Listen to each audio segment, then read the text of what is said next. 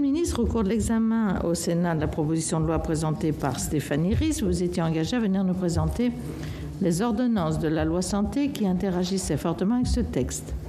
Cette audition n'a pas été possible au cours de la période que le Sénat consacre au contrôle de l'application des lois, et les ordonnances sont d'ailleurs parues pour la plupart après le 31 mars, après plusieurs reports de la durée d'habilitation du gouvernement à les prendre. Entre-temps, beaucoup de choses se sont passées. Depuis votre dernière audition devant notre commission, le 12 janvier dernier, les sujets d'intérêt se sont multipliés. C'est pourquoi j'ai souhaité que vous puissiez consacrer du temps à les exposer de notre commission, en particulier la mise en œuvre du Ségur de la santé, qui a suscité beaucoup d'attentes, mais aussi peut-être pour ces mêmes raisons certaines déceptions. Et c'est vrai que nous sommes largement sollicités sur nos territoires par rapport aux suites données au Ségur. Nous avons eu l'occasion aussi de faire quelques auditions de la commission avec les mêmes constats. Donc voilà, donc écoutez, je vous cède tout de suite la parole pour que vous puissiez nous dire un peu où on en est par rapport aux suites données au Ségur, à ce qui a été fait, à des choses éventuellement en attente, des promesses données, des promesses tenues ou pas encore tenues. Voilà, je vous laisse la parole. Et ensuite, mes collègues, vous...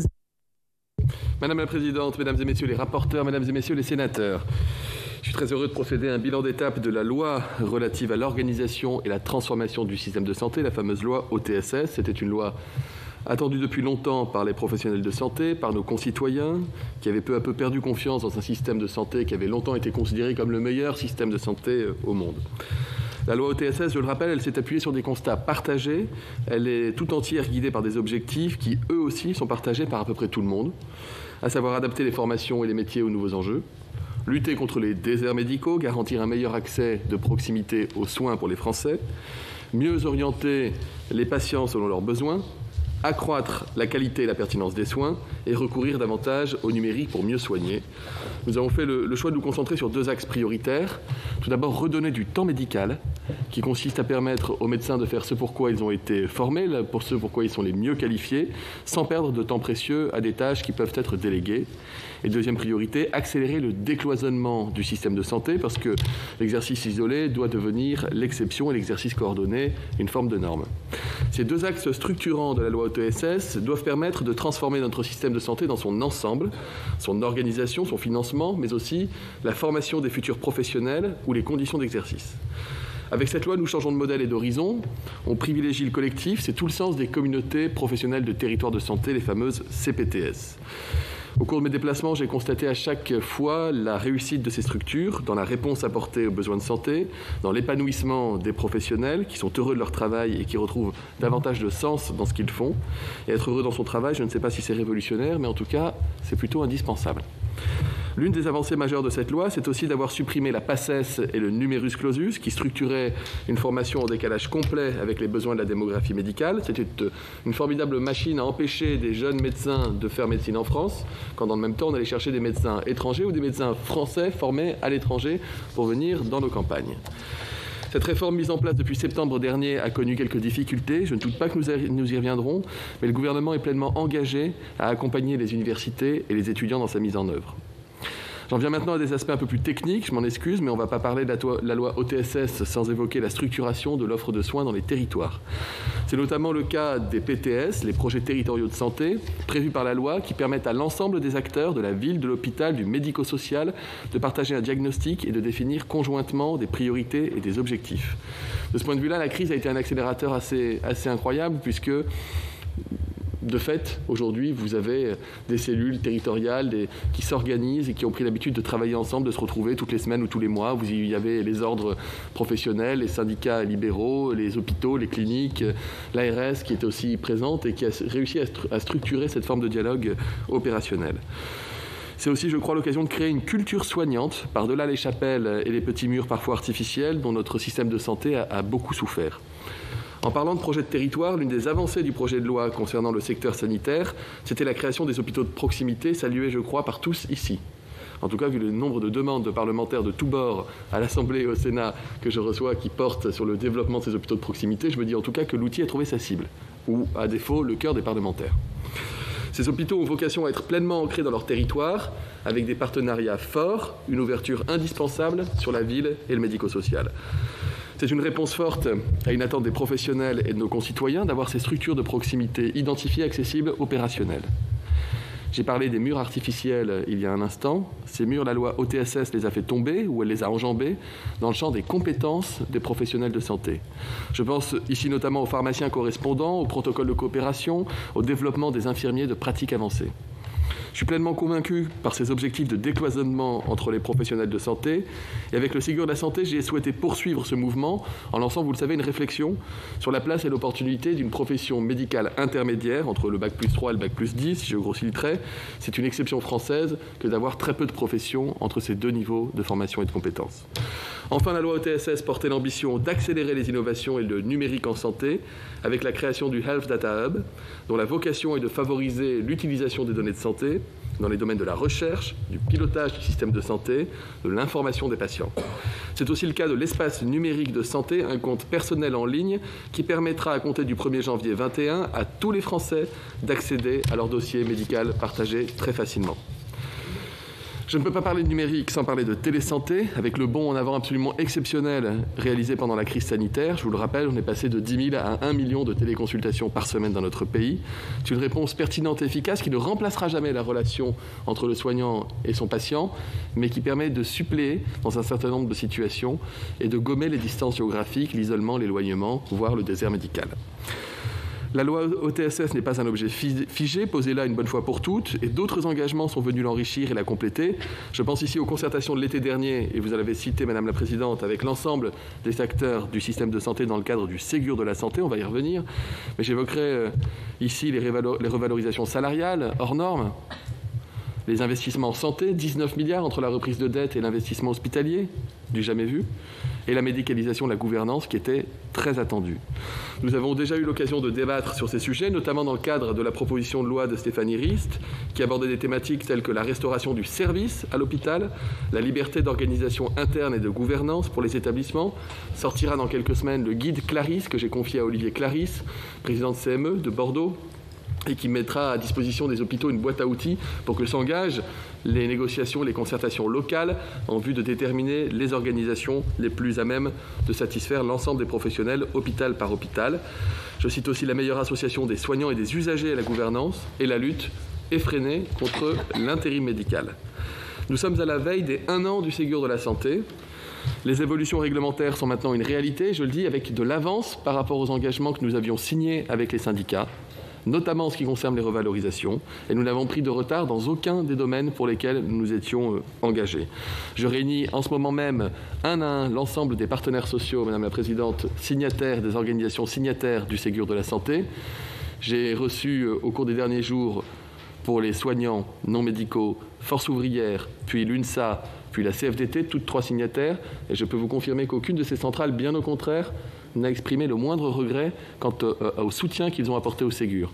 Ségur dont le périmètre a ensuite évolué à 2 reprises au cours de la mission Laforcade, permettant d'englober de plus en plus d'acteurs de la fonction publique hospitalière, mais également des établissements privés non lucratifs. Je le redis, les syndicats m'ont confirmé qu'ils étaient satisfaits et heureux de leur signature et nous avançons très bien avec eux. J'ai reçu également les syndicats de praticiens hospitaliers il y a quelques jours, voire peut-être même cette semaine, pardonnez-moi, je suis un peu perdu dans les dates, qui m'ont confirmé également le souhait de conforter la signature qu'ils ont posée sur les accords du Ségur, de sorte que les accords majoritaires, s'ils devaient être signés 1 an après, le seraient toujours.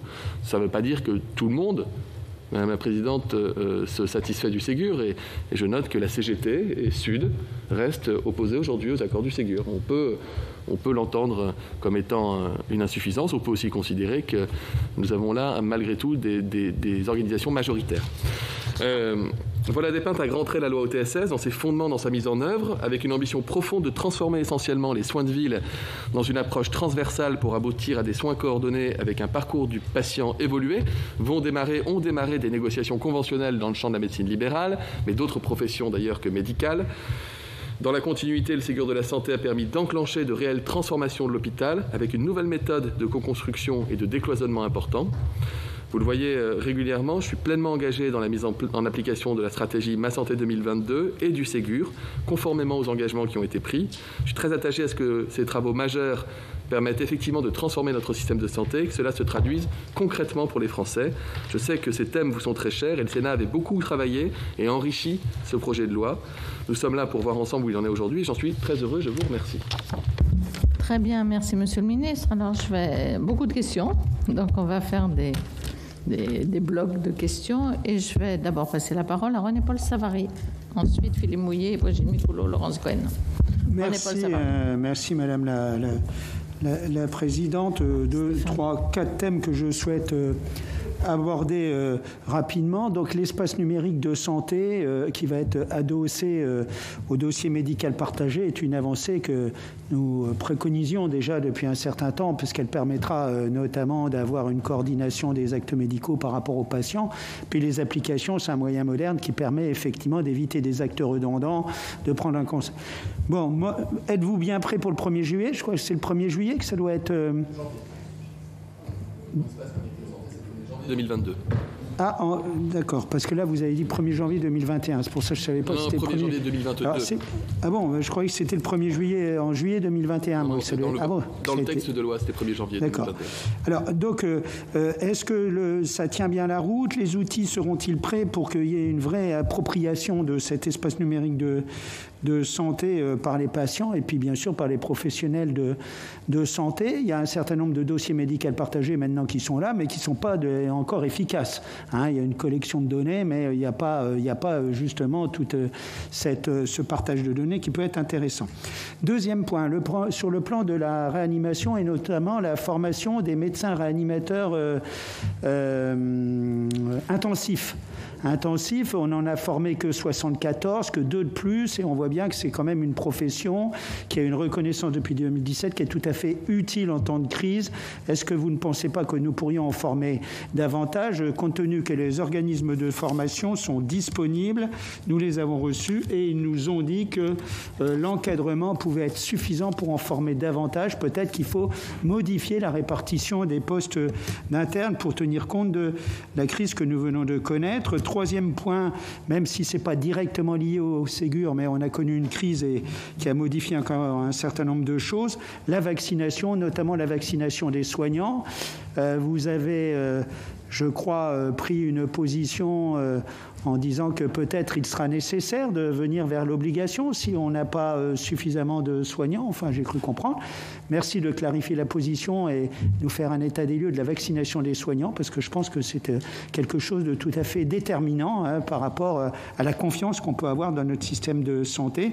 Et puis, quatrième point, vous avez... Monsieur le ministre, reconnu les avancées du travail du Sénat dans cette loi.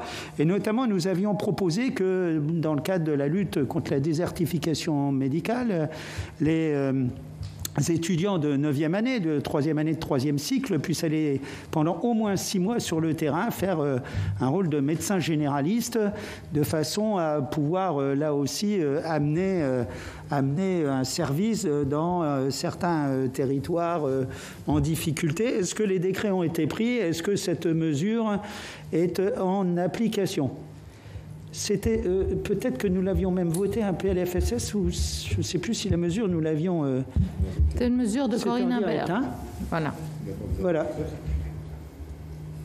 Et je crois qu'il y a besoin d'un décret, mais je n'en suis pas persuadé. Mais est-ce que la mesure est en application? Voilà. Et bien, même sans décret, est-ce que la mesure est en application? Merci. Je ne crois pas, mais... Philippe Mouillet. Oui, merci Madame la Présidente, Monsieur le Ministre. Moi, je vais plutôt aborder le volet médico-social. Ma première question concerne bien entendu les sujets de revalorisation salariale dans le secteur médico-social. Et en même temps la mission qui a été confiée à Michel Lafourcade dans ses grandes orientations. Alors la question simple, c'est est-ce que vous pouvez nous préciser le périmètre, puisqu'il y a eu des évolutions dans le temps concernant le périmètre, dans lequel maintenant s'appliquent ces mesures de revalorisation salariale, et notamment à la fois dans le domaine du secteur public et du secteur privé, et quelle incidence financière? Ça, c'est ma première question. Deuxième question, ça concerne la partie délégation de crédit d'investissement sur le secteur médico-social. On a aujourd'hui beaucoup de travaux de réflexion qui qui sont menées, qui ont été portées ici au Sénat, mais également un certain nombre de rapports sur des réflexions sur les pattes de demain, donc dans les 20 ans. Donc comment s'oriente, quelle stratégie au regard de ces investissements? Et ma dernière question concerne également le domaine du numérique, de la modernisation. 600 millions d'euros ont été annoncés pour ce volet-là. Donc comment ça sera distribué? Quels seront les critères d'attribution? Et voilà, quelle est la stratégie? Parce qu'au regard de cette somme-là, à la fois, je pense qu'on peut faire des choses performantes et le risque, le pendant de ça, c'est le saupoudrage. Donc, je voudrais avoir votre vision. Très bien. Brigitte Micouleau, qui est à distance. Brigitte?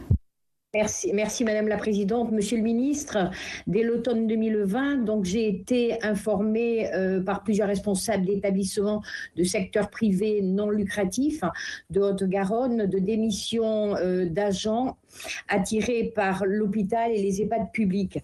La raison principale de la fuite de ces compétences réside dans les distorsions d'ailleurs de salaire aux dépens donc des soignants du secteur médico-social. Les mesures annoncées le 29 mai par le gouvernement vont dans le bon sens. Près de 73 000 salariés du secteur privé à but non lucratif pourront bénéficier d'une hausse de salaire de 183 € net par mois. Ces soignants et ces accompagnants ont tenu bon durant toute la crise sanitaire.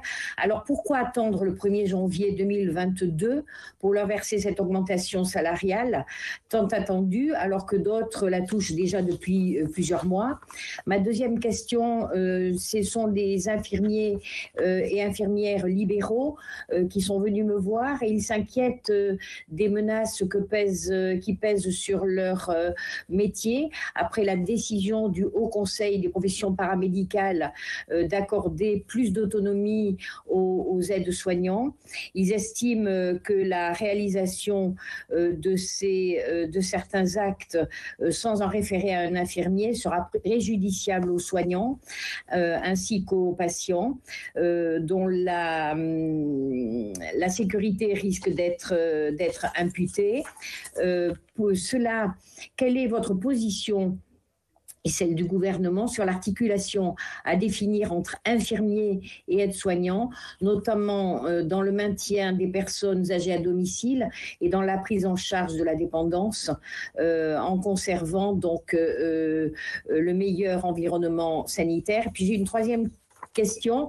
Alors que nous abordons la 4e étape du déconfinement le 30 juin et que les discothèques vont ouvrir le 9 juillet, je ne peux qu'être inquiète je vois l'évolution de la situation en Israël qui faisait figure de modèle quant au taux de vaccination de la population et à l'immunité collective. 40% des nouvelles personnes contaminées sont vaccinés. Le variant Delta donc est extrêmement contagieux et responsable de ces contaminations. Vous vous déplacez demain d'ailleurs dans les Landes.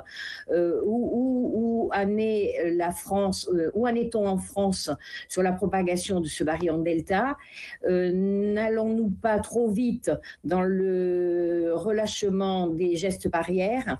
Le port du masque dans les lieux clos et dans les transports sera-t-il bien maintenu? Et quelle stratégie de vaccination avec cette nouvelle donne le gouvernement élabore-t-il? Merci. Très bien. Laurence Cohen.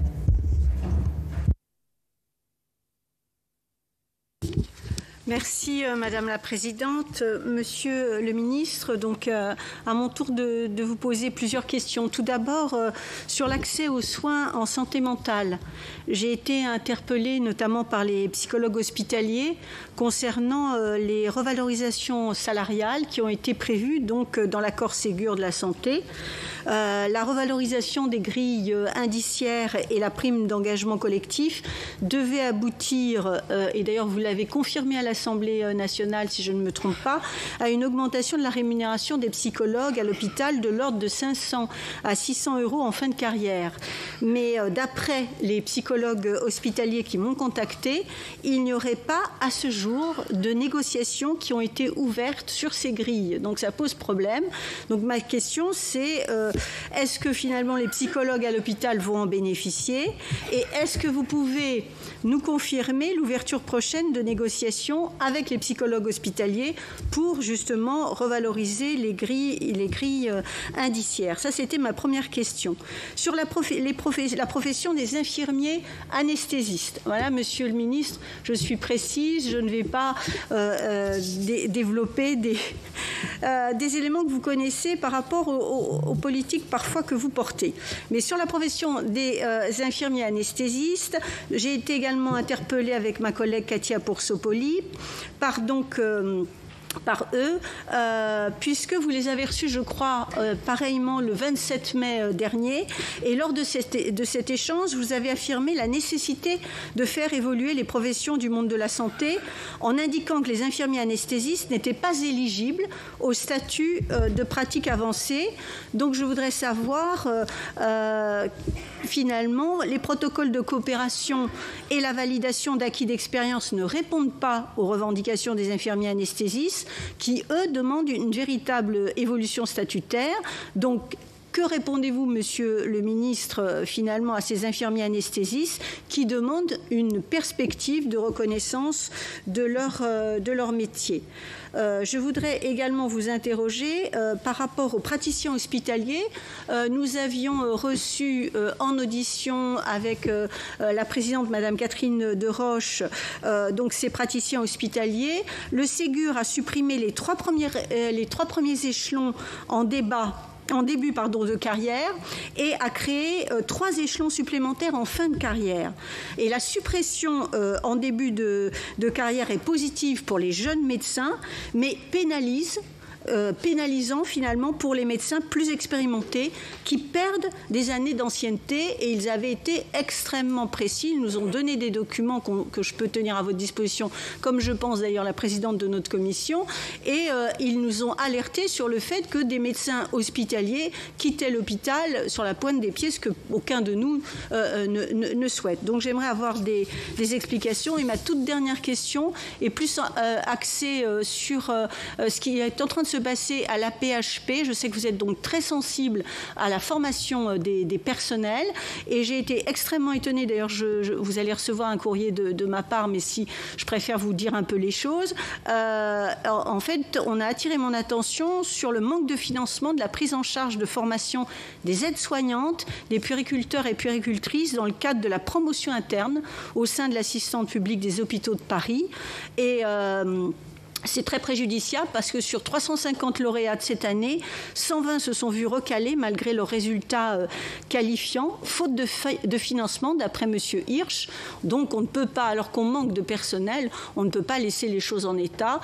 Quels sont finalement les moyens que vous pouvez débloquer à ce sujet pour permettre à ces personnels de se former et de passer de devenir éventuellement infirmier ou infirmière? Je vous remercie par avance.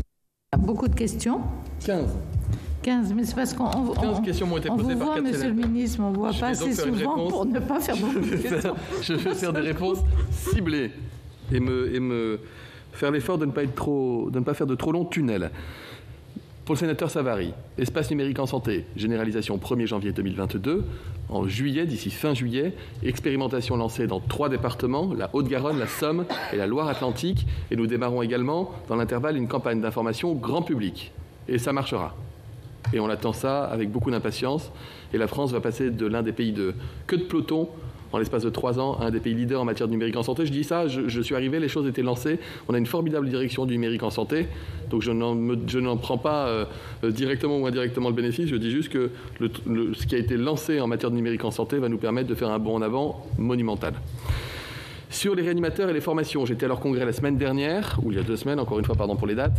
Il y a les MIR et les MAR, les intensivistes réanimateurs, les anesthésistes réanimateurs. Ils souhaitent les uns et les autres avoir une augmentation du nombre d'internes en formation, et je suis de leur avis.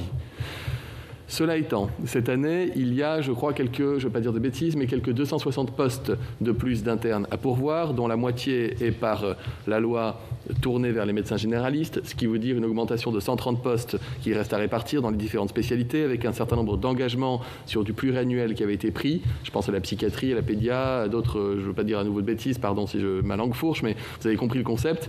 J'ai dit qu'il y aurait donc une augmentation du nombre d'internes formés pour les MIR et les MAR cette année, qu'il y aura une augmentation plus sensible l'année prochaine parce qu'il y aura plus 400 postes à répartir, ce qui permettra d'y aller. Et l'année d'après, encore plus de postes. Et donc, je leur ai dit que sur 3 ans, on allait augmenter de façon très sensible le nombre de réanimateurs et d'anesthésistes réanimateurs en formation. Ça ne peut pas se faire d'un seul coup comme ça, mais nous allons le faire sur 3 ans avec tous les effectifs que nous pouvons leur attribuer. Évidemment, c'est ma volonté. Vaccination des soignants. Oui, je l'ai dit, parce que j'ai été interrogé sur cette question-là. Je considère qu'il n'est pas normal, et ce n'est pas un problème franco-français, l'Italie, l'Allemagne, l'Angleterre, tous les pays qui nous entourent rencontrent le même problème. On a un taux de couverture de vaccination chez les soignants qui est parfois plus faible que dans la population générale. C'est notamment le cas en EHPAD. On ne peut pas. Les soignants en EHPAD peuvent se vacciner depuis le mois de janvier. Nous mettons en œuvre toutes les campagnes de communication, de mobilisation. Je constate qu'il y a des EHPAD dans lesquels 10% du personnel est vacciné et d'autres dans lesquels 90% du personnel est vacciné. Donc il n'y a pas un problème national, mais peut-être un problème établissement par établissement. Je souhaite donc qu'au cours de l'été, nous fassions fortement grandir la couverture vaccinale de nos soignants, sans quoi, je le redis, vraisemblablement en septembre, je pourrais être amené à proposer une vaccination obligatoire pour des soignants qui ne le seraient pas. Je ne peux pas être un ministre de la Santé qui pourrait regarder, dans l'hypothèse d'une vague, j'espère qu'il n'y en aura pas, mais s'il devait y en avoir une en octobre ou en novembre, les EHPAD se refermer parce que le virus y rentrerait, parce que les soignants n'auraient pas fait ce geste éthique qui consiste à se vacciner. Je suis médecin. Quand je suis arrivé à l'hôpital public pour mettre la blouse, j'ai dû attester du fait que j'étais vacciné contre l'hépatite B, entre autres maladies. Donc ce n'est pas une nouveauté. Et je le dis, on va travailler sur la confiance, sur l'accompagnement des soignants qui doutent, mais je ne laisserai pas les EHPAD à nouveau infectés par le virus. C'est encore moins acceptable lorsque c'est, bien involontairement bien sûr, mais de fait, par les soignants. Il y a un EHPAD dans les Landes, je crois, où 6 soignants sont infectés au variant Delta, dont 5 non vaccinés. Et alors que la plupart des résidents de l'EHPAD sont vaccinés, 23 ont attrapé le virus. 23. Ils étaient vaccinés, mais comme ils sont très fragiles, 95 ans, vous avez beau être vacciné, vous avez un risque plus important de tomber malade. Et il y a 3 hospitalisations. C'est pas possible. Sur les étudiants en zone sous-dense, je vous confirme qu'il n'y a pas besoin de décret. Par contre, je vous confirme que sans décret, nous l'avons commencé et amplifié. Il y a 200 internes qui sont en poste actuellement dans les zones sous-denses, selon le mécanisme que le Sénat effectivement a porté à la loi OTSS. Pour le sénateur Mouillet, sur le Ségur du médico-social, j'ai envie de vous dire, Mme Micouleau vous a presque répondu dans la question qu'elle a posée, mais sur le périmètre, oui, le CTI, c'est-à-dire les 183 € net par mois, concerne le personnel soignant des structures rattachées à la fonction publique hospitalière et aux structures médico-sociales, NEXEM, Croix-Rouge, FEAP. Il y aura la suite d'un périmètre pour les structures sociales qui est renvoyé, donc je parle là de l'ASE, je parle de la PMI, à une conférence sociale qui aura lieu avant la fin de l'année dans la continuité des travaux de Michel Laforcade. Les 600 millions d'euros du numérique dans les EHPAD, elles vont servir à la fois du soft et du hard, c'est-à-dire équipement en tablette, équipement en réseau, équipement en application, qui vont permettre, vous imaginez, il y a à peu près 600 000 résidents en EHPAD, 600 millions d'euros en investissement, c'est presque 1 000 € par résident en EHPAD, donc on peut faire beaucoup de choses, et il y avait urgence. Pour la sénatrice Micouleau, la fuite des soignants d'un secteur à l'autre, j'en entends parler tous les jours. Et quand c'est le privé que je vois, ils me disent que tous les soignants quittent le privé pour aller dans le public. Quand je vois le public, ils me disent que les soignants quittent le public pour aller dans le privé. Et quand je vois le médico-social, ils me disent qu'ils vont à l'hôpital et à l'hôpital qu'ils vont dans le médico-social. Si je devais résumer à grands traits, je n'ai pas à ce stade de chiffres attestant d'une quelconque fuite de soignants. En revanche, il y a des mobilités de soignants. Et de façon plus générale, je regarde le nombre de futurs soignants, c'est-à-dire le nombre d'aspirants infirmiers soignants qui s'inscrivent dans la formation, ils augmentent. Et je vois le nombre de départs de l'ensemble des secteurs qui, depuis le Ségur, s'est réduit, et ce, malgré l'impact de la crise. Donc, on regardera ça, mais faisons attention. Voilà, je ne crois pas du tout à l'idée de la fuite, ou alors ça fuite partout, mais Vous voyez ce que je veux dire. Pourquoi le 1er janvier 2022 ? C'est l'accord syndical qui a été signé, c'est-à-dire le temps de mettre en place les modalités de paiement, le temps de mettre en place tout cela. Les syndicats se sont engagés sur cette date du 1er janvier 2022 pour appliquer l'accord dans le secteur médico-social. Vous me posez une question qui est pour moi un peu emblématique de ce que je disais tout à l'heure, et je ne le prenais pas du tout pour vous, mais sur le retard pris par notre pays dans un certain nombre de domaines. Quand vous dites qu'il y a des infirmiers ou des infirmières libérales qui se sentent menacés par une augmentation de l'autonomie des aides-soignants. Notre système de santé est un système merveilleux où tout le monde est très impliqué, mais où tout le monde se sent menacé par les personnes avec qui il travaille. Et à force de se sentir menacé, on a eu autant, pardonnez-moi, mais de blocage avec des difficultés à adapter la loi. Et d'ailleurs, Mme Cohen a posé plusieurs questions qui relèvent exactement de cette dynamique-là, avec des gens qui se sentent, qui veulent se catégoriser à part des autres. Tout le monde veut se sentir spécial par rapport aux autres, et ce n'est pas une difficulté pour moi. Mais on ne doit pas empêcher notre système d'évoluer pour tenir compte de l'évolution des compétences, des métiers, des missions de chacun. Donc non, il n'y a aucune remise en question du rôle des infirmiers libéraux dans le système de santé, de la même manière que je dis aux médecins que non, ce n'est pas parce qu'il y aura des IPA en médecine de ville que la médecine libérale va mourir. Et c'est pas de la même manière, je dis aux aides-soignants que c'est pas parce qu'on a des assistants de gérontologie qui se développent que ça va leur prendre leur mission et leur métier. Vous voyez ce que je veux dire ? À chaque fois, tout le monde se quitte bons amis en se disant mais chacun veut que le système évolue, mais en fait, il veut pas que l'évolution se fasse trop à son détriment. C'est au détriment de personne. En fait, on permet davantage aux gens de coopérer, de travailler ensemble et d'avoir un peu plus d'autonomie dans ce qu'ils sont capables de faire. Voilà, c'est ma logique et je n'en démordrai pas parce que notre pays a pris 30 ans de retard. Vous savez, on a perdu 10 ans à savoir si on allait parler de transfert de compétences ou de délégation de tâches. Puis ensuite, on a parlé de pratiques avancées, de coopération, etc. Même les mots sont des crises en santé. Je vous dis juste qu'à travers de la crise sanitaire, on a vu qu'en réalité, quand on faisait moins attention à ceux qui redoutaient qu'à ceux qui se mobilisent sur le terrain, eh bien, on arrivait à faire bouger notre système de santé. Et je vous promets que je ne menace aucunement aucune profession dans son intégrité et sa capacité à soigner les gens, mais que je veux permettre à chacun et à chacune de déployer ces compétences qui sont souvent sous-utilisées au service des malades. Vous avez posé des questions sur la vaccination. Ce n'est pas le lieu, mais je vais quand même vous répondre. De ce que j'ai vu en Israël, il y a très peu d'impact sanitaire lié à des contaminations au variant Delta. Ce qu'on sait, c'est que la vaccination protège à plus de 80% vis-à-vis du variant Delta, et c'est à plus de 90%, voire 94% lorsqu'il y a un risque d'hospitalisation. Donc en fait, le vaccin, même si vous pouvez tomber malade, entre guillemets, ou être porteur du virus dans un certain nombre de situations, eh bien, vous évite les formes graves et les hospitalisations. Et au fond, c'est ça qu'on souhaite le plus ardemment, éviter aux gens de tomber gravement malades, de mourir ou de conserver des séquelles. Et la logique, Madame la sénatrice, c'est de rouvrir notre pays, mais de ne pas abandonner les gestes barrières et de ne pas oublier que le virus peut être là. Et vous avez raison de souligner que je serai demain dans les Landes avec le Premier ministre, puisque vous m'avez demandé un état des lieux du variant Delta dans notre pays. Le variant Delta représente pas loin de 10% des nouvelles contaminations dans notre pays. On est au même niveau que l'Allemagne, on est au même niveau que les États-Unis. L'OMS le dit très bien et très aisément, le variant Delta est le variant qui va prendre le leadership sur toutes les autres formes de virus Covid-19 parce qu'il est 60% plus contagieux. 60% plus contagieux. Il n'y a pas d'échappement vaccinal plus important qu'avec les autres variants, donc il faut se faire vacciner, c'est fondamental. C'est le seul moyen, de toute façon, d'y arriver. Et ce variant Delta, on le retrouve à 12% en Île-de-France, et puis on retrouve des clusters dans des situations qu'aujourd'hui on est capable de tracer avec une précision redoutable. Je peux vous dire qu'à Strasbourg, il y a eu un examen oral dans une école d'art avec des étudiants et des enseignants où il n'y avait manifestement pas le respect des gestes barrières et pas le port de masque. Il y a eu plusieurs contaminations. Un étudiant contaminé est ensuite allé faire la bringue pour fêter la fin des épreuves. Il y a eu des contaminations autour de lui. On a identifié 50 cas contact, ce qui n'est pas rien.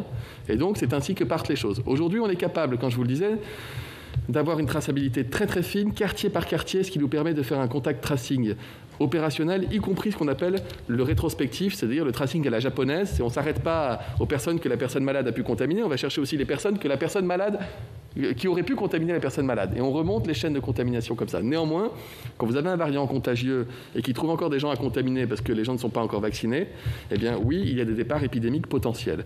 Dans les Landes, nous y allons parce que c'est 70% des souches virales en circulation qui correspondent désormais au variant Delta.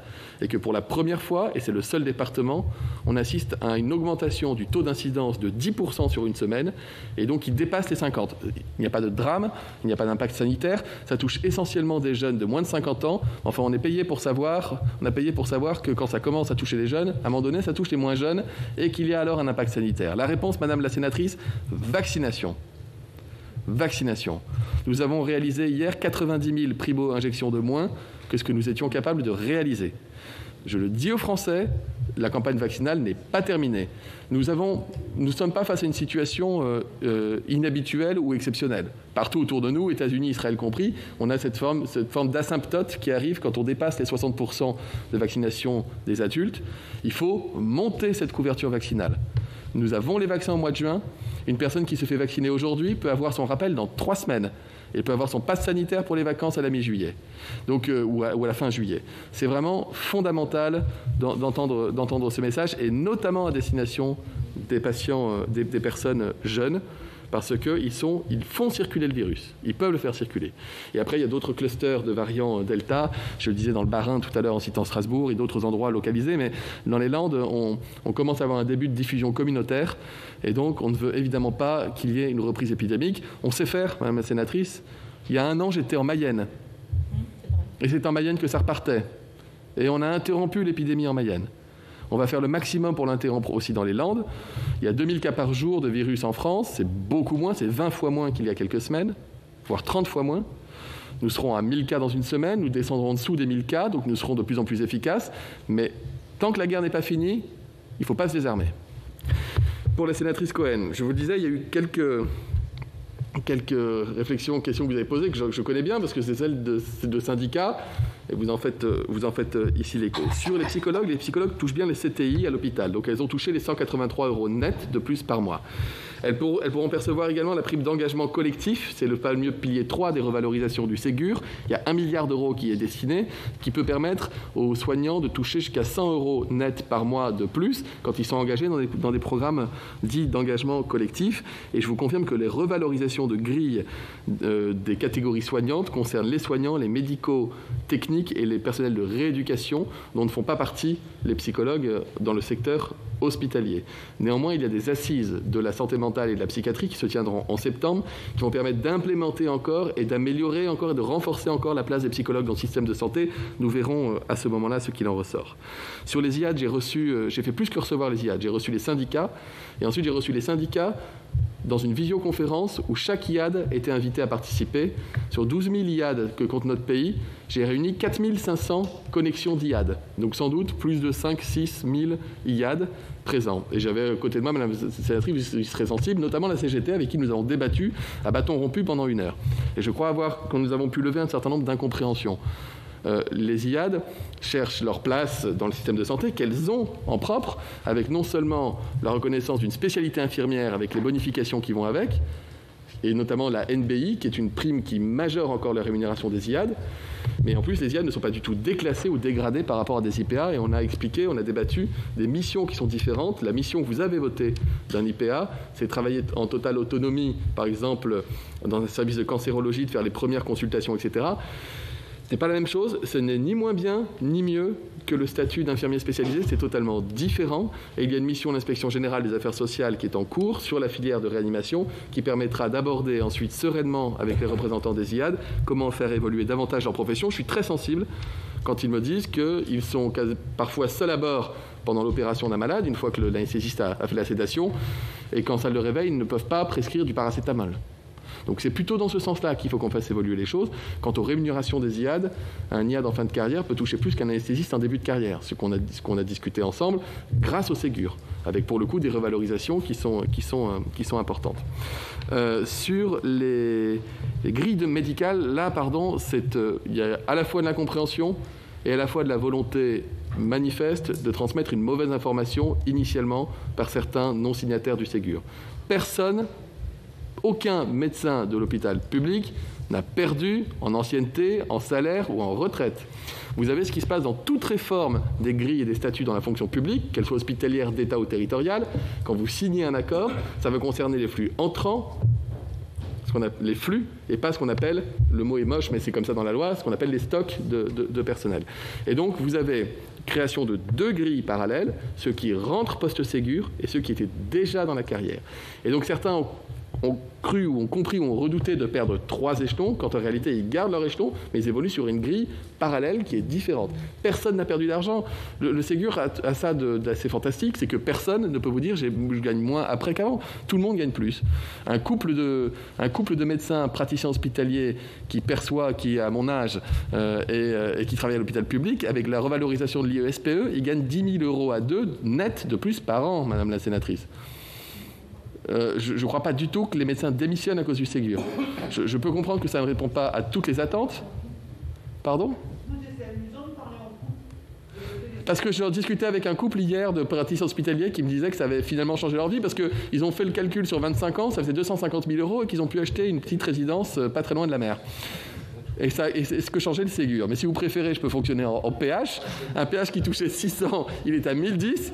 Et donc, il touche 400 € de plus par mois. Donc, je ne dis pas que c'est... peut-être que ça ne répond pas à toutes les attentes. Mais personne n'a été... Mon discours, c'est de dire personne n'a perdu de l'argent et personne n'est pénalisé ou rétrogradé à cause du Ségur. Tout le monde est gagnant. Et enfin... la prise en charge insuffisante de la formation de certains aides-soignants dans les hôpitaux pour leur permettre de devenir infirmiers, là, je vous donne le point. C'est-à-dire que oui, il faut qu'on finance davantage de formation d'aides-soignants. Il n'est pas normal qu'un aide-soignant qui décide de s'engager dans une formation professionnalisante pour pouvoir devenir infirmier, alors même qu'on manque d'infirmiers, ne puisse pas être davantage accompagné. C'est une question de budget et nous y travaillons. Très bien. D'autres questions ? Moi, j'avais un point. Vous avez parlé à Brigitte Micouleau des gestes barrières. Moi, j'ai été alertée par un médecin généraliste de la région parisienne qui alertait sur le non-respect des gestes barrières en matière de lavage des mains. Et on le voit quand on rentre dans les magasins où avant les gens utilisaient le gel, maintenant ils l'utilisent pratiquement plus, avec une recrudescence très nette des gastro-entérites par rapport à cela. Donc je pense que la campagne sur les gestes barrières, mais en y incluant le lavage des mains, est quelque chose de majeur. Et sur les grilles salariales, moi on avait reçu le syndicat en effet, mais moi j'ai reçu le collectif des PH à l'horizon 2030. Il y a quand même une incompréhension parce qu'ils étaient sur les mêmes réflexions. Ils souhaitaient ces 2 grilles, PH nommé avant, PH nommé après le Ségur. Vous confirmez bien qu'il y a bien les 2 grilles qui fonctionnent en parallèle. Oui, comme toute réforme dans la fonction publique. Bon. Quand c'est des réformes avantageuses, c'est comme ça. Quand c'est désavantageux, c'est ainsi. Dans toutes les réformes. Et d'ailleurs, les syndicats l'ont compris quand ils ont signé l'accord et personne n'était prêt à en traître. Mais peut-être que dans l'accompagnement et dans l'explication qui a été donnée initialement, sur la première feuille de paye, certains se sont dit, ont le sentiment qu'ils baissaient. Parce qu'ils ont vu des jeunes rentrer dans la carrière, oui. Donc 3-4 ans après eux, qui étaient au même échelon. Mais en fait, c'est 2 grilles qui sont différentes. Et donc, ce n'est pas antinomique du fait que tout le monde est gagné. Mais c'est sûr que si vous commencez votre carrière après le Ségur, vous aurez sur votre carrière plus de rémunération que si vous aviez démarré avant le Ségur. Encore une fois, c'est très classique dans les réformes de la fonction publique. Hein. C'est même la règle. On va continuer. Corinne Imbert, Pascal Gruny, Elisabeth Doineau, Michel Meunier, Xavier Iacovelli. Merci Madame la Présidente. Monsieur le Ministre, je vais revenir sur le point évoqué par mon collègue René-Paul Savary et sur ce que le Sénat a voté dans la loi relative à l'organisation et à la transformation du système de santé en 2019. J'ai l'impression qu'on ne se comprend pas. Excusez-moi. Vous avez répondu d'ailleurs à René-Paul Savary qu'il n'y avait pas besoin de décret. Alors il y en a besoin d'un pour certaines spécialités si vous le souhaitez, parce qu'il y a des tensions en médecine générale, mais il y a aussi des tensions dans certaines spécialités. Et si vous voulez intégrer cette obligation d'au moins 6 mois... pardon ? Si, c'est dans la loi, monsieur le ministre. Non, pas dans la version votée à l'Assemblée nationale, la version définitive, Madame la sénatrice. Elle a été retirée, l'obligation. Je pense que... Ah si, c'est là qu'il y a une incompréhension. J'étais parlementaire, non, mais j'ai bien l'avoir voté. La notion d'obligation de stage en zone sous-dense a été supprimée au profit d'une notion d'incitation en zone sous-dense. C'était dans la dernière lecture de la loi OTSS.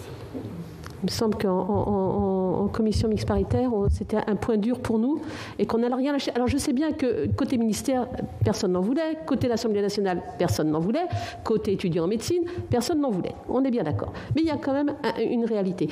Et vous voyez, le temps passe vite. L'avantage de la loi votée en 2019, il faut savoir que Il était normal qu'elle ne pouvait s'appliquer aux internes en médecine avant ceux qui sont rentrés en première année d'internat de médecine générale au 1er novembre 2019. Ça veut dire qu'ils vont rentrer en troisième année au 1er novembre 2021. Donc je ne doute pas de votre chiffre de 220 en internes en stage, mais j'allais dire, ça c'est la maquette ancienne mouture. Si la loi s'applique bien, des internes en dernière année de médecine générale, me semble-t-il de mémoire, il y en a 3500. Si pendant au moins 6 mois, ils viennent au moins pendant 6 mois dans le même cabinet médical, dans la même maison de santé, en autonomie supervisée, en renfort des médecins déjà installés, maître de stage ou pas maître de stage d'ailleurs, ça avait été une discussion qu'on avait âprement évoquée. Ces 35 étudiants en dernière année, dans la dernière ligne droite de leurs études en médecine générale, qui peuvent venir en renfort de médecins déjà installés. Pas au milieu de nulle part, pas tout seul bien sûr, mais en renfort de médecins. Je pense que le sujet est important. Et moi, je voudrais savoir si oui ou non la maquette va évoluer, qu'elle va s'appliquer au 1er novembre 2021 pour que ces étudiants qui seront en dernière année d'internat de médecine générale puissent venir au moins 6 mois en renfort des praticiens déjà installés, bien sûr, dans les zones sous-denses, en lien avec le zonage déterminé par les agences régionales de santé. Je vous remercie. Pascale Gruny. Merci Madame la Présidente. Monsieur le Ministre, moi je vais vous parler d'un sujet à côté, mais qui est quand même important pour la santé.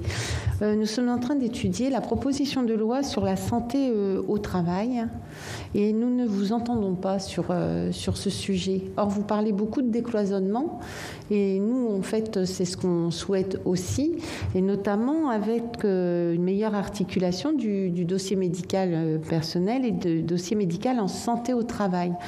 Donc, en fait, on voulait surtout vous entendre, en fait, sur ce que vous pensiez, en fait, de la santé au travail par rapport à la santé publique. Merci. Elisabeth Doineau. Oui, merci Madame la Présidente. Monsieur le Ministre, merci d'avoir donné un certain nombre de précisions. Alors, je vais pas revenir sur les questions qui ont déjà été posées. Simplement sur les mesures du Ségur. Moi, j'entends effectivement les efforts qui ont été faits par le gouvernement sur un certain nombre de rémunérations pour un certain nombre de professionnels. Mais comment expliquez-vous que nous avons un défilé dans nos permanences et que nous ayons des courriels qui nous parviennent d'autres professionnels qui ont vraiment un sentiment d'injustice parce qu'ils ont vraiment l'impression qu'ils ne sont pas considérés à la même hauteur de valeur de leur engagement dans leur profession. Alors, moi, j'ai bien entendu qu'effectivement, il y aura des paliers, qu'il y aura des avancées pour eux aussi, alors pour le médico-social, pour le social, mais est-ce qu'on pourrait avoir un tableau avec les professionnels concernés qui nous parviennent? Parce qu'en réalité, moi, j'ai l'impression que les fédérations, les syndicats ne transmettent pas sur le terrain à leur propre fédération les éléments d'avancée avec votre ministère. Parce que ça donne une confusion sur le terrain, Monsieur le Ministre, qui est intolérable. Parce que finalement, les uns et les autres, on essaye d'apaiser, de dire que les choses avancent, mais on n'a pas vraiment les dates. Vous venez de nous en donner quelques-unes. Vous venez de nous donner aussi quelques éléments de contexte sur le dialogue social. Mais vraiment, donnez-nous quelque chose qui ressemble à un tableau que l'on puisse remettre à tous ceux qui viennent nous rendre visite. Par ailleurs, je voudrais aussi vous dire que sur la réanimation, il y a effectivement le besoin de réanimateurs, de médecins réanimateurs, mais il y a aussi besoin de reconnaissance sur les infirmières. Parce que là, on voit bien qu'elles jouent un rôle primordial et en fait, elles n'ont pas de formation sinon sur le terrain. Or, une fois qu'elles sont formées, beaucoup repartent. Il y a un turnover qui est évident. Donc, comment peut-on revoir le statut des infirmières réanimatrices ou des infirmiers réanimateurs pour permettre justement de les garder dans les services? Un petit mot aussi sur le statut des sages-femmes, parce que j'y suis très attachée. Elles ont de plus en plus de prérogatives. Mais est-ce que vous avancez au ministère sur justement un statut qui serait plus en relation avec leurs responsabilités? Vous dire aussi que sur le terrain, on manque d'infirmières. J'étais en réunion tout dernièrement, alors en Mayenne, avec le SIAD local, et on a un manque d'infirmières pour les astreintes, et on a un manque d'infirmières pour cet été, pour tenir simplement les besoins pour couvrir simplement les besoins du territoire. Et je vous assure que c'est une véritable angoisse pour l'ensemble des professionnels qui se demandent bien comment ils vont pouvoir réaliser, en tout cas, les soins aux malades. Et puis surtout, on s'interroge sur l'avenir, quoi, vraiment. Michel Meunier et ensuite Xavier Iacovelli. Michel Meunier. Merci Madame la Présidente, merci Monsieur le Ministre. Alors, dans la même région, mais dans un autre département, en Loire-Atlantique, et à propos de ce qu'on appelle... ce qu'on a appelé les oubliés du Ségur. À chaque question d'actualité au gouvernement, il y a évidemment une question là-dessus. C'est pas clair. Et donc là, on va profiter de votre présence pour avoir la clarté des personnes qui sont ou pas concernées par ces revalorisations. Je prendrai qu'un seul exemple. En Loire-Atlantique, il y a un établissement public qui gère du médico-social enfants et adultes. Je parle de Minden, et qui va avoir trois catégories, enfin trois profils de salariés différents, selon qu'ils soient infirmiers, selon qu'ils soient personnel soignant, administratif, psychologue, éducateur, ASH, etc. Et vous pensez bien que c'est pas clair du tout, puisque la mission est la même, mais le salaire ne sera pas équivalent à la fin du mois. Donc là-dessus, est-ce que vous avez des éléments de réponse à donner sur ces personnels qui appartiennent donc à une structure où les choses n'ont pas été posées d'emblée dans le cadre, c'est-à-dire qu'il faut que l'établissement soit partiellement ou totalement financé par la CPAM apparemment pour pouvoir bénéficier des revalorisations salariales. Donc ça c'est une première question. Deuxième question, vous l'avez déjà entendu et répondu partiellement, mais j'insiste sur les psychologues à l'hôpital. Vos engagements, on les entend, on les prend, mais apparemment, ça ne va pas jusqu'à la négociation et la revalorisation des grilles salariales. Donc, qu'en est-il exactement pour les psychologues à l'hôpital? Et puis, une dernière question, c'est sur les CPTS. Donc, pendant la crise sanitaire, il y a eu des choses qui se sont débloquées et c'est tant mieux. Et est-ce qu'on peut espérer que les ARS auront pour mission de peut-être structurer ce qui a été établi formellement parfois sur les territoires qui sont encore à la traîne correspondant sur ces PTS. Merci. Xavier Iacovelli. Oui, merci Madame la Présidente. Monsieur le Ministre, ma question concerne la télémédecine et son déploiement dans les territoires suite à la crise Covid. Donc cette pratique médicale à distance a été particulièrement utile pendant l'épidémie, que ce soit sur la téléconsultation, la téléexpertise ou la télésurveillance médicale. En mars 2020, d'ailleurs, vous l'aviez annoncé l'assouplissement des conditions de réalisation de la télémédecine pour faire face à l'épidémie. Il s'agit donc d'une pratique à la fois innovante, mais qui a aussi porté ses fruits en aidant notamment les professionnels de ville à prendre en charge les patients. Et d'ailleurs, les Français ont répondu favorablement et se sont pleinement saisis de cet outil, puisque au cours de l'année 2020, on a eu 19 millions de téléconsultations qui ont été facturées. Plus largement, il s'agit aussi d'un outil non négligeable pour lutter contre les déserts médicaux. On en parlait également en commission la dernière fois, et favoriser l'accès de tous nos concitoyens à des soins sur l'ensemble du territoire.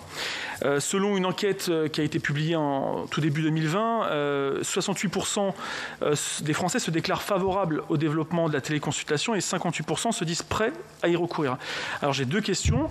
Pouvez-vous nous faire un point d'étape sur le déploiement de la médecine et de la télémédecine et les résultats obtenus à l'aune de la crise sanitaire?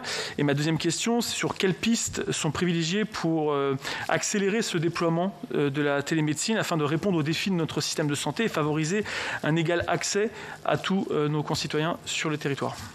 Monsieur le Ministre. Alors, pour la sénatrice, Madame la sénatrice Imbert, j'ai la rédaction précise, si vous le souhaitez, du texte tel qu'il a été adopté. Je vais vous le trouver. Ou pas. On l'a, nous, si vous voulez. Ou pas. Voilà. Je cite, le déploiement tout au long des études de médecine d'une offre de stage dans les zones caractérisées par une offre de soins insuffisante ou des difficultés dans l'accès aux soins, définies en application de l'article L. 1434-4 du Code de santé publique, fait l'objet d'une évaluation tous les 3 ans par les ministres chargés de la santé et de l'enseignement supérieur. Cette évaluation est transmise au Parlement. Et sur la rédaction, en réalité, sur ce qui restait à l'issue de la fin du texte, l'interne en médecine générale effectue un stage préférentiellement en zone sous-dense dans sa dernière année d'internat. Si on n'est pas d'accord sur le contenu de la loi que j'ai... Oui. Oui, allez-y. La présidente m'autorise. Juste, je vous parle de l'article 2 de cette loi, Monsieur le Ministre, où il est dit... Alors, attendez, il faut que je... Les étudiants de médecine générale réalisent au cours de la dernière année du 3e cycle de médecine, au minimum un stage d'un semestre en pratique ambulatoire sous le régime d'autonomie supervisée. Enfin, je l'ai raccourci là, mais c'est ça. Le deuxièmement de l'article 2 de la loi. Je pense qu'on ne parle pas de la même chose. C'est bien pour ça que je suis revenue sur les fonds, ça, le stage en ambulatoire, Madame la sénatrice. Oui, mais juste... Si, alors, les médecins... Attendez. Non, attendez.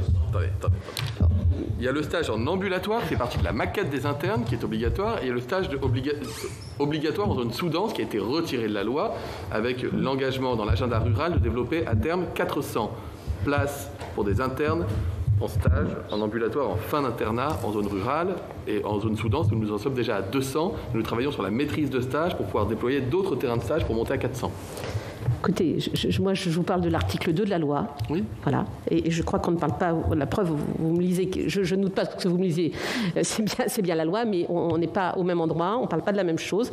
Et moi, je vous parle vraiment d'un stage en autonomie supervisée d'au moins 6 mois, qui a fait débat. Je vous le promets. Je connais les oppositions à la fois de la ministre, de l'Assemblée nationale, des internes, mais c'était justement le point concret, très pragmatique d'une disposition mise dans la loi qui pouvait avoir une application à court terme, puisque 2 ans après, ça peut être mis en place. Et elle s'applique aux 3500 internes en médecine générale. Donc moi, je suis à votre disposition pour qu'on en reparle, mais je vous promets que c'était ça le sujet. Pardon. Pardonnez-moi. Je travaille avec des administrations qui sont beaucoup plus compétentes que moi et qui travaillent dessus au quotidien en permanence. On reprend les choses. Vous avez les internes de médecine générale doivent réaliser un semestre en ambulatoire à la fin de leur maquette. Ça, c'est fait et c'est la règle. Ensuite, il a encouragé les internes des spécialités d'organes à réaliser des stages en milieu ambulatoire vers la fin de la maquette. Et ça, nous y travaillons en développant des maîtrises de stages qui n'existent pas encore aujourd'hui. Et la notion d'obligation, quelle qu'elle soit, que ce soit pour avoir des stages en ambulatoire ou des stages en sous-dense, n'a pas été retenue dans la rédaction finale de la loi. Alors moi, j'ai un truc qui dit, enfin un article, qui dit « Les étudiants de médecine générale réalisent au cours de la dernière année du 3e cycle de médecine, au minimum, un stage d'un semestre en pratique ambulatoire. Ce stage est réalisé dans les lieux agréés, en priorité dans les zones mentionnées au 1er de l'article 1. » Mais c'est fait.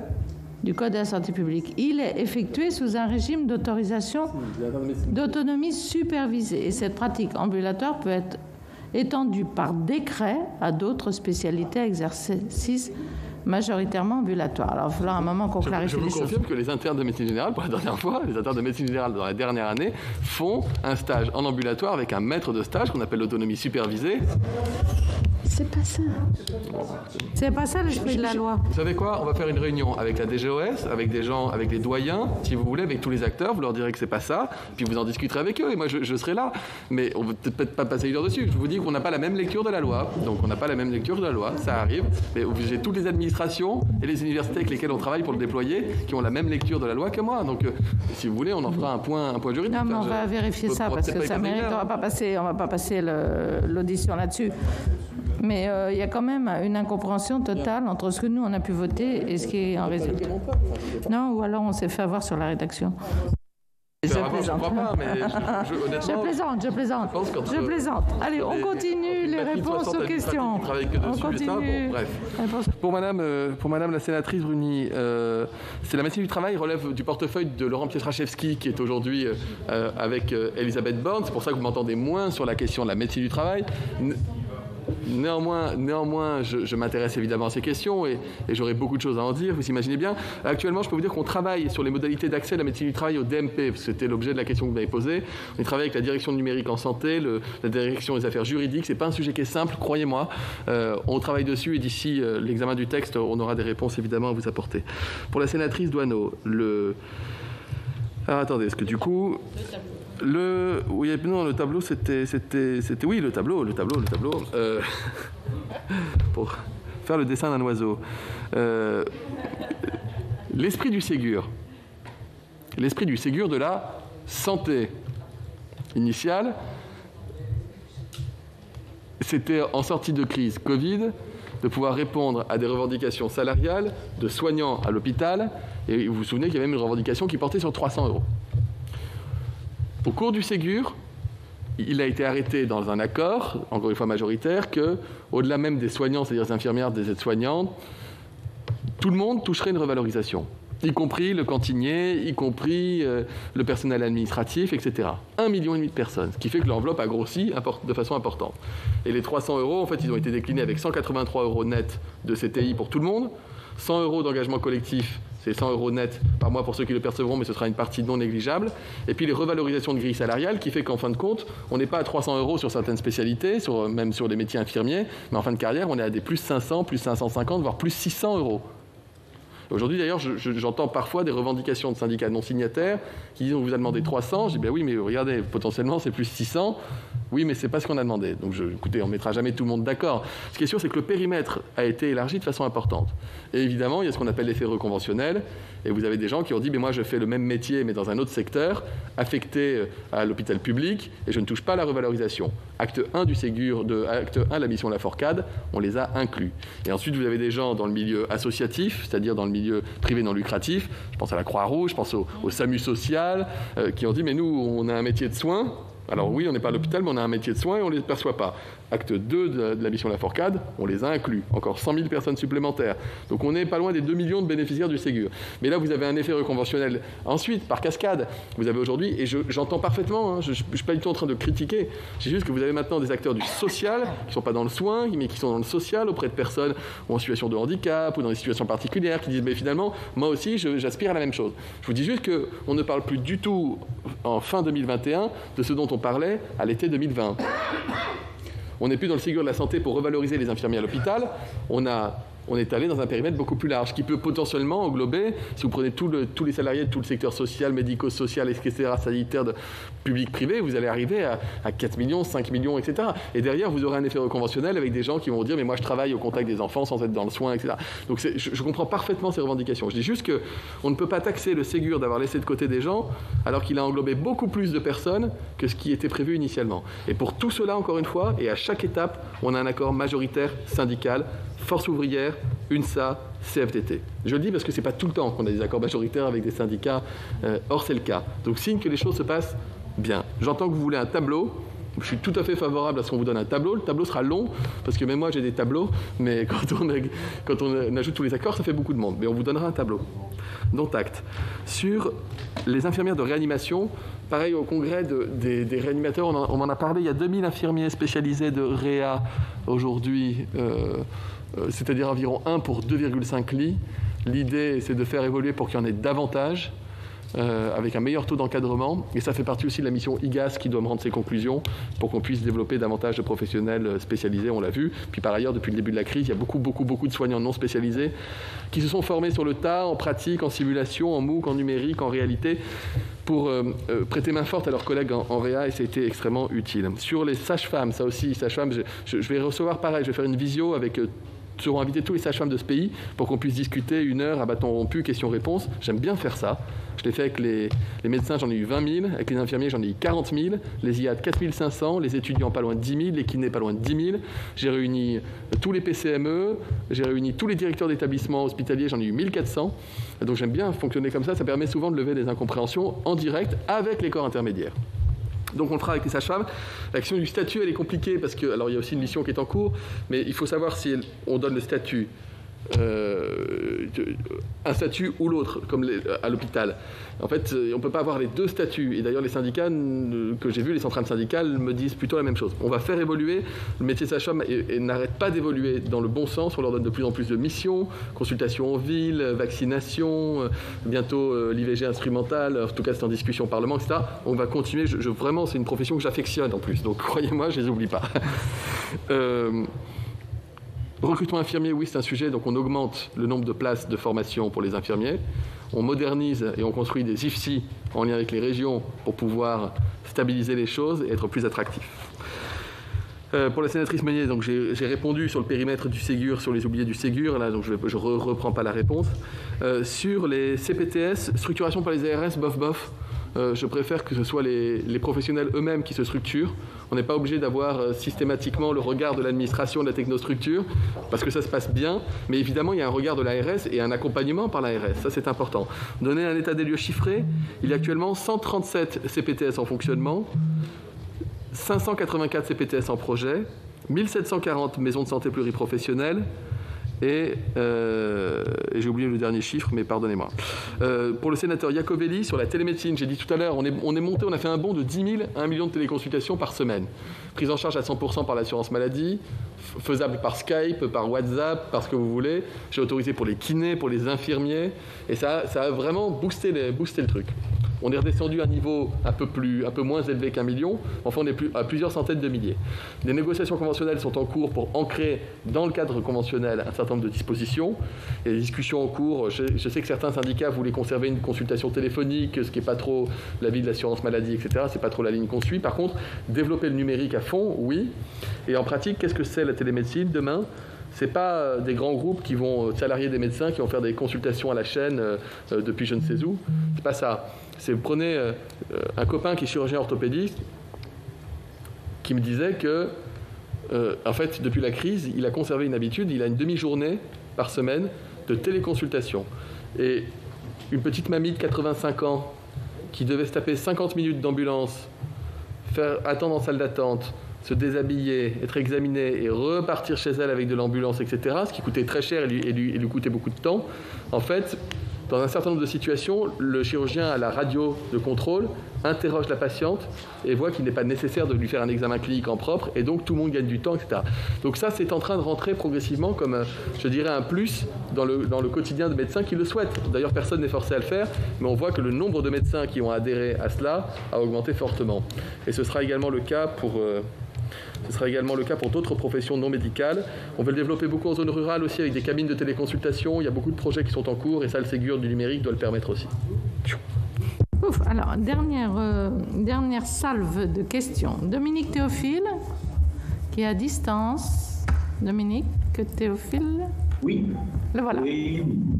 Bon, bonjour, Monsieur le Ministre. Ma question va concerner le déploiement des projets territoriaux de santé. Le titre 2 vise notamment à promouvoir des projets territoriaux de santé dans le but de décloisonner l'offre de soins entre le public et le privé et entre l'hôpital et les soins de ville et de mieux structurer l'offre de soins dans les territoires. Que pouvez-vous nous dire de leur déploiement et de leur objectif aujourd'hui visé?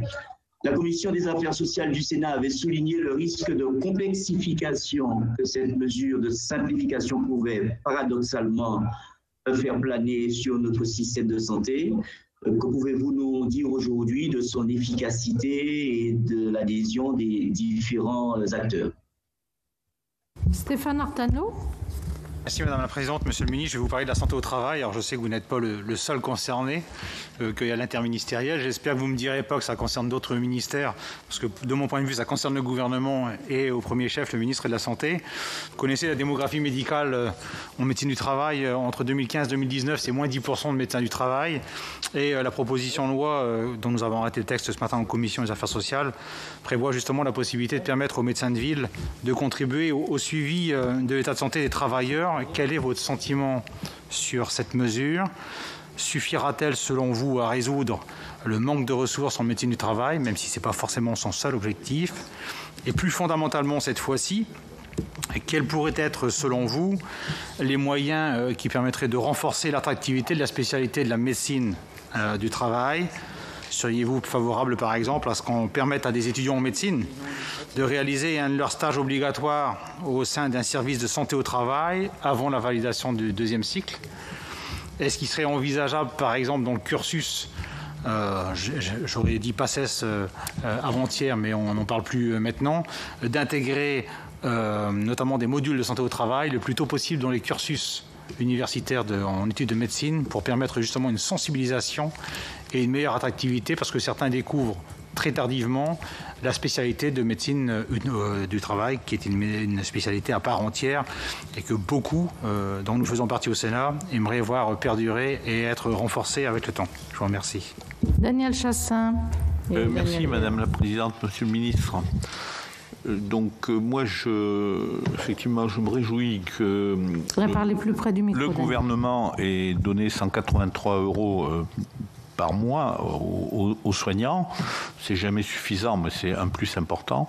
Alors simplement, les maisons d'accueil spécialisées que je connais n'ont pas de nouvelles. Les foyers occupationnels, c'est le département, n'ont pas de nouvelles. Le CDE non plus. Et les IME non plus, dans ce que je connais. Donc, si vous voulez, c'est pour ça qu'on reçoit effectivement des personnels à nos permanences. Deuxièmement, en ce qui concerne le projet de loi qui a été accepté par le Sénat et l'Assemblée nationale, qu'a décrit Corinne Imbert. Donc c'est un amendement qui est devenu un amendement de la commission, et moi j'étais à côté d'Alain Millon quand il a reçu les internes. Au départ c'était 1 an, puis après on a négocié, j'étais là, 6 mois. Et c'était obligatoire en dernière année de 3e cycle. Mais ça peut être changé à l'Assemblée nationale, j'en sais rien.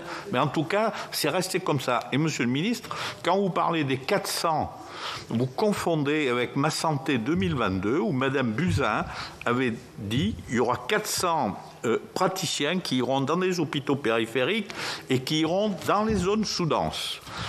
Enfin, je termine. En ce qui concerne les soins non programmés, votre secrétaire d'État m'a dit qu'on ne pouvait pas faire de soins non programmés sans un hôpital périphérique. Je suis désolé. Je pense qu'avec des maisons de santé et des CPTS, on peut avoir des maisons de santé de garde à tour de rôle et faire également des soins non programmés. Enfin, la situation dans certains départements ruraux est complètement catastrophique. Malgré qu'on ait des maîtres de stage dans nos cabinets, en fait, quand les étudiants sont internes, eh bien, ils ont choisi déjà leur lieu d'implantation, puisque dans mon cabinet, ça fait à peu près 10 ans qu'on est maître de stage et on n'a jamais eu un seul interne qui finalement s'est installé. J'ai trouvé une remplaçante. Mais je ne trouve pas, en ce qui me concerne, par exemple, de remplacer. Elle est obligée de s'arrêter plusieurs mois. Elle n'aura pas de remplaçant. Je suis obligé de la remplacer. Et je vous avais écrit plusieurs fois, 4 fois, pour avoir des informations en ce qui concerne des PADOU, puisque j'avais une PADOU qui était d'accord pour venir chez moi. Je sais que vous avez eu beaucoup de problèmes avec le Covid, mais je n'ai toujours pas eu de réponse. Donc je me permets de vous le dire. Les praticiens à diplôme hors Union européenne. C'est pas dû. Laurence Rossignol, ensuite Jean Sol, Jean-Marie Van Arenberg et Nadia Solo. Non, oui. C'est pas du tout. C'est Dufour et on aura terminé. C'est mal écrit. Merci Madame la Présidente. Je voulais vous interroger, Monsieur le Ministre, sur les assises de la santé mentale qui ont été reportées de juin à septembre et personne vous en fait le procès. On imagine bien quelles ont été les raisons. Pour autant, mais ce n'est pas une affaire qui s'est jouée sur 3 mois, ça signifie que ces conclusions pourront difficilement être suivies d'effets et mises en œuvre avant la fin du quinquennat.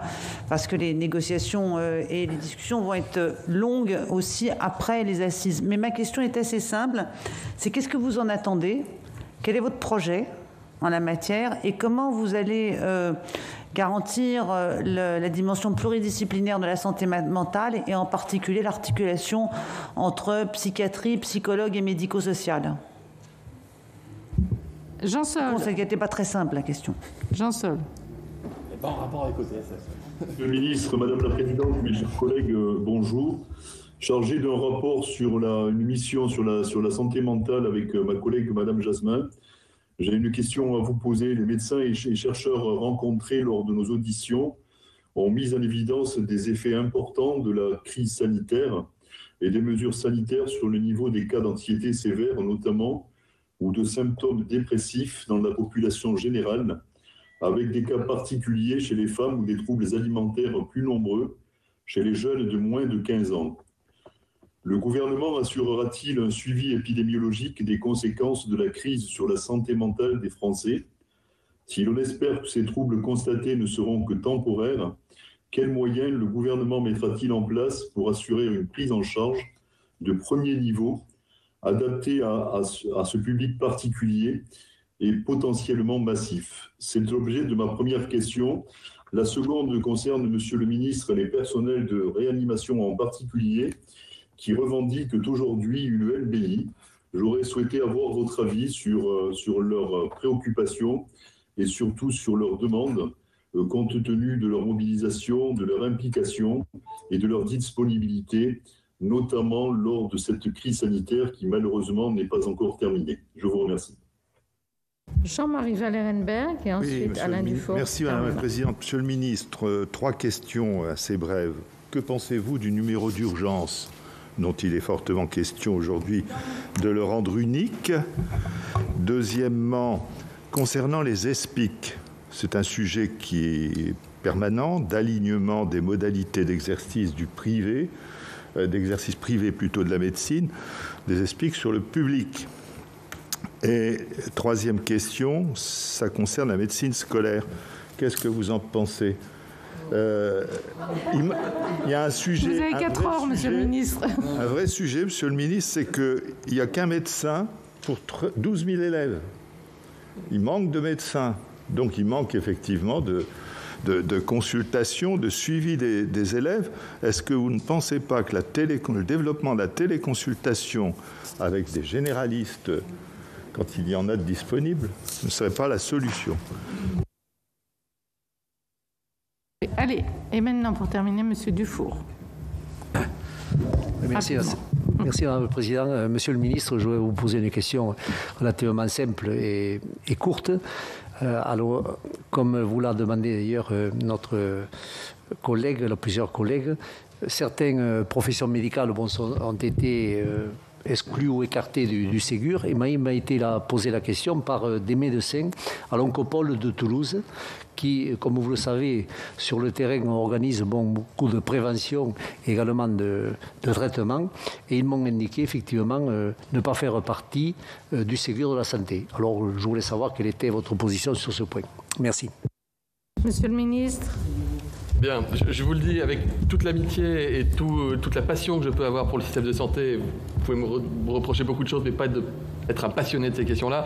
Je ne vais pas faire un grand oral sur la médecine scolaire, la médecine du travail ou la santé mentale. Je crois que ce n'était pas trop l'objet de la convocation de votre commission. J'ai déjà beaucoup débordé. On a parlé de vaccination, de beaucoup de choses. Mais là, voilà, bon, il y aurait beaucoup de choses à dire, mais là, pour les projets territoriaux de santé, il n'y a pas encore de bilan formellement. J'ai beaucoup parlé des projets de santé à travers notamment les CPTS tout à l'heure. Sachez que pour les Pour les 1 an, je parle à un vélo. C'est pas grave. Pour les 1 an du Ségur, on aura plus d'informations chiffrées et qu'on travaille beaucoup pour le lien, à créer du lien, renforcer le lien entre les CPTS et les GHT, les CPTS et le domaine de la santé mentale. Pour, je ne sais plus si c'était monsieur ou madame Astano, pardon. Monsieur Astano, pardon. Monsieur Artano qui est en face de moi en plus. Oh là là. Vous voyez, au bout d'une heure et demie, on perd un peu de vigilance. Rapporteur de la santé au travail. Mais c'est pas votre ministère. Je vous prie de m'excuser, mais j'aurais eu 40 questions, donc au bout de la 30e, je baisse un peu en vigilance. Monsieur le sénateur Artano, je ne ferai donc pas tout le chapitre sur la médecine du travail. Mais j'ai des petites idées sur comment renforcer l'attractivité. Parce que j'avais reçu député, quand j'étais rapporteur général de la commission à l'Assemblée nationale, une délégation de médecins du travail. Et j'ai compris que le sujet n'était pas la rémunération, ni la qualité de travail.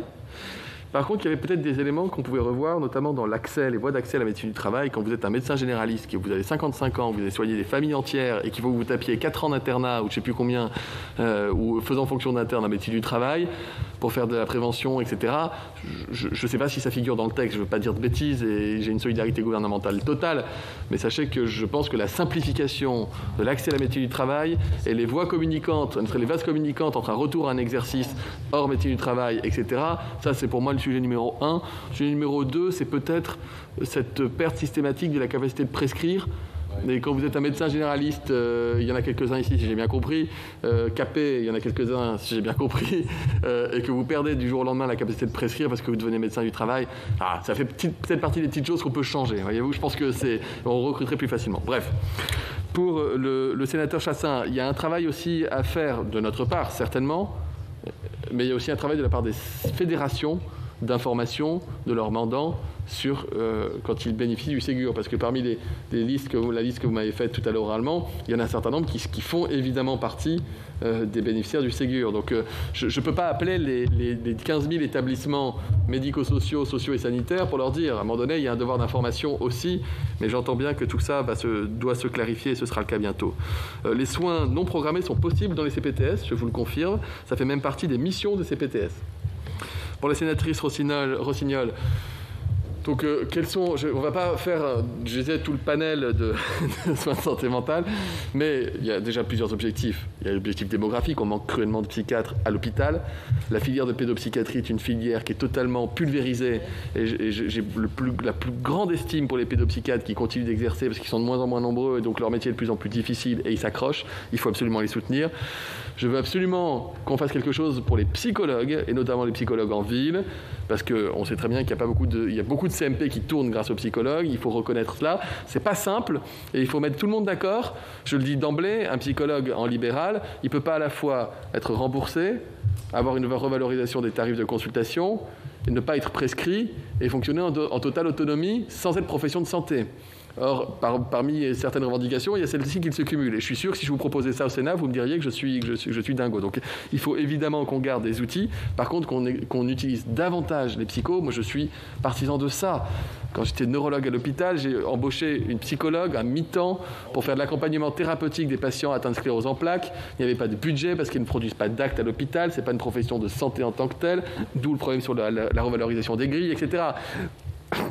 Mais vous avez encore certains représentants, je ne dis pas tous, mais certains représentants qui ne veulent pas que les psychologues soient prescrits, qui ne veulent pas une intégration ad hoc dans le parcours de soins. Ce n'est pas le cas de tous, encore une fois, je dis ça parce que sinon on va encore me bombarder de messages injurieux sur Twitter. Je dis ce que je pense. J'ai toujours fonctionné comme ça, donc je ne veux pas que les gens se sentent blessés ou stigmatisés. Mais il y a encore certaines personnes qui considèrent qu'un psychologue il doit être en dehors de tout, etc. Et il y en a d'autres qui disent mais nous on a envie d'avoir une intégration, donc je veux qu'on puisse travailler à cela, qu'on puisse travailler aussi à réformer la formation professionnelle si c'était nécessaire des psychos et des programmes, parce qu'il y a encore des psychiatres, certains, pas tous, mais certains psychiatres me disent les psychologues ne sont pas formés comme il faut pour faire le métier de soins comme il faut. Mais attendez les amis, ils sont formés en 5 ans, s'il y a un problème de formation on revoit les choses, mais voilà, il faut qu'on crée plus de choses comme ça. L'accompagnement aussi, la reconnaissance sociale, enfin, il y a beaucoup de choses qu'on veut aborder au cours de ces assises. Et merci d'avoir reconnu que dans la période, c'était très compliqué d'enchaîner directement en juillet avec ça. Voilà. Ça fait le lien avec sur la santé mentale. Est-ce qu'on fait un suivi de l'impact de la crise? Évidemment qu'on va faire un suivi. On le fait. On a des indicateurs sur la dépression, sur l'anxiété. On voit une amélioration là. Je n'ai pas les chiffres depuis 3 semaines, mais il y a 3 semaines, on voyait une amélioration d'un certain nombre d'indicateurs d'état de santé mentale, ce qui va avec le déconfinement. On n'est pas revenu à la normale encore, mais on suit ça de près et on ne laissera personne sur le bord du chemin. Sur le numéro unique, monsieur le sénateur Van Lorenberg, moi j'ai compris que le débat était derrière nous, parce que vous allez être amené à examiner la PPL dite Matras Pompier, qui prévoit la possibilité d'expérimenter dans un territoire donné une alternative au SAS, mais il y a une vingtaine de SAS qui sont aussi déployés sur le territoire national, qui remportent un engouement assez favorable.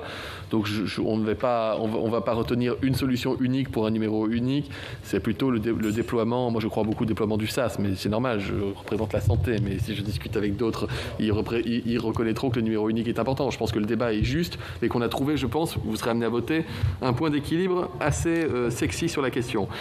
La médecine scolaire, donc je ne rentre pas parce que j'en ai pas le périmètre, c'est Jean-Michel Blanquer qui est ministre de la Santé scolaire, puisque c'est le personnel de santé scolaire et de l'éducation nationale, et j'ai même peur que si je commençais à parler de la santé scolaire dans cette enceinte, ça puisse prêter à l'idée que la médecine scolaire serait demain rapatriée à la santé. On va parler de ça dans la loi 4D, mais je pense que ce sera le ministre de l'Éducation nationale qui sera au banc. J'ai évidemment beaucoup de choses à dire, mais vous avez invité le ministre de la Santé. Et pour les ESPIC, je ne me souviens plus de votre question sur les ESPIC. C'était sur l'alignement des... la revalorisation des praticiens médicaux, des médecins. Ben oui, mais ils l'ont perçu, hein. Oui, ils ont eu l'équipe. Oui, CLCC, ESPIC, ils l'ont eu, tous les salariés ont une revalo. Et la pratique libérale dans les ESPIC par rapport aux médecans hospitaliers. Les dépassements d'honoraires. Les dépassements d'honoraires, ils ne sont pas autorisés. Ouais. Ah oui, mais ça c'est un autre sujet, c'est hors Ségur ça. Dans la loi, dans le PLFSS, vous avez voté une disposition qui permet aux ex-OQN rattachés aux ESPIC, aux médecins des ex-OQN rattachés aux ESPIC de faire de l'activité libérale, ce qui solutionne un certain nombre de problèmes. Et puis, le sénateur Dufour, j'ai marqué Ségur, et après j'ai une écriture de médecin, je ne sais plus quel mot j'ai écrit juste après. Si c'était sur tout, sur quel était hein? Sur là reposez votre question, Alain. Sur l'Acropole de oui. Dans le cadre du Ségur, effectivement, des médecins de l'Oncopole de Toulouse m'ont indiqué ne pas avoir été, disons, bénéficiaires de ce statut. Voilà. Ah, si, ils l'ont eu au 1er juin, ils l'ont eu. Donc reposez-leur la question, ils l'ont eu. Mais c'est récent, c'est si l'Oncopole est bien explique, ils l'ont eu. Au 1er juin. Ouais. Ils ont eu, maintenant. Ouais. Oui, la question m'avait été posée il y a 2 ou 3 mois à peu près. Ah oui, non, mais ça a été... On a posé souvent la question. On a fait mieux de répondre à la question, on a fait la revalorisation, monsieur le sénateur. Ouais, mais c'est pas faute d'avoir insisté, monsieur le ministre. Écoutez, moi je suis parti sur ma lancée, si vous avez encore 50 questions à poser, je suis chaud, sinon je vais vous remercier pour votre invitation. Merci, monsieur le ministre. C'est vrai qu'on aurait plein de questions à poser, hein, mais bon, on s'est quand même été très raisonnable, on s'est limité.